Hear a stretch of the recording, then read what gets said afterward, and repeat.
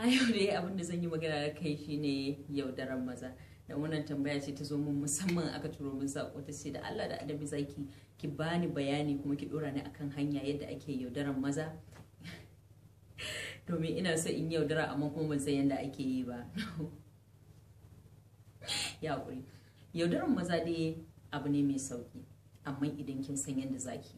Idan kuma baki san yadda zaki ba kamar yadda kika yi tambayan nan yanzu zan baki amsoshi kuma in gaya miki dabaru irin waɗanda ne na sani. Sannan kuma akwai wasu waɗanda suka fi ni kwarai cewa a wannan bangare zan je in karo laici domin in zo in ƙara wayan miki da kai. Na farko dai yaudarar namiji ni aure na abu ne mai sauki saboda namiji yana ji kaman karamin yaro ne. Idan kina so ki shawo kan karamin yaro kina son ya zauna da ke ko ya saurare ki ko kuma ya ringa miki abin da kike so in kika ce bari ya bari in kika ce yi yayi, dole ke ma sai kin bashi hankalinki kin nasu kuma kin gane cewa waye shi. Maza da yawa akwai kalan abubuwan da suke so, abinda kuma wannan namijin yake so wancan namijin baya so. So farko abin da zaki fara yi idan kina son ki yaudari namiji, ki karance shi tukunna, ki san waye shi, me yake so, ya halin sa yake, waɗanne irin mata yake so. Idan kika gane wannan abubuwan nashi ki riga kin gama da shi. Idan kuma kika ga ba za ki iya ganewa ba sai ki masa tambayoyi. Dan yana da kyau ki tambayi mutum me yake so kafin ma ki san yanda zaki da shi. Kin ga idan kika san ke kina sa ƙananan kaya shi kuma yana son mace mai sa hijabi, kin ga tun daga wurin nan ma kun samu hanya ya bi nan kin bi nan. Idan kuma shi yana son mace wanda ba ta magana ke kuma kina da yawan magana, kin ga tun daga wurin ma an samu mishkila, ba za ma ku haɗu ba. Idan kuma mace yake so mai kwalliya wanda za ta lafta jan baki da powder ke kuma ba kya wa'annan abubuwan, an samu matsala. So saboda haka yana da kyau ki karance shi ki san wani irin namiji ne wannan kuma wani irin mace yake so. Sannan ki ɗauki lecture. Sannan kuma ki zauna ki buɗe masa littafi. Abubuwa da zaki idan har kin san wace irin mace yake so.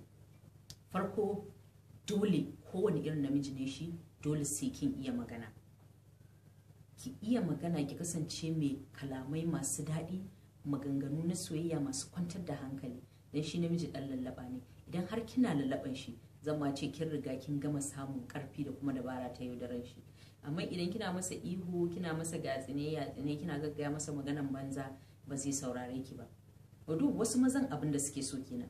Dan wani namiji ma baya sauraron mace idan ba ta ya samu mara kunya wanda za ta gaya masa maganan banza ba ta jin tsoron shi, ta masa tsaki, ta masa abubuwa. Wasu mazan irin matan da suke so kenan. Shi yasa na gaya miki na ce miki ki duba ki ga waye shi. Sannan kuma ki san me yake so, saboda idan kika tashi yaudaran shi zai zo miki cikin sauki. Amma idan kika je masa a irin macen da ba ita yake so ba, kanki kawai zaki ba wahala, ko me kika yi saboda biki sa abin da yake so ba zai ma saurare ki ba.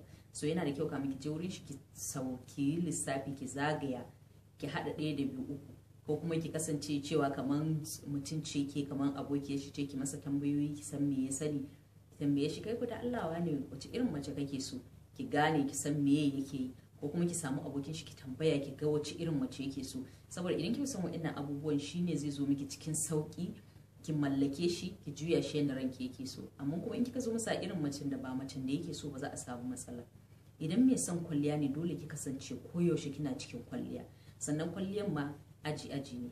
Akwai waɗanda suke son su ga mace ta yi kwalliya, ta shafa powder, ta shafa jan baki amma ba sa so su ga ta sa gazar. Akwai wanda kawai yana so ya ga mace da kwalli ne kawai bukatarsa ta biya.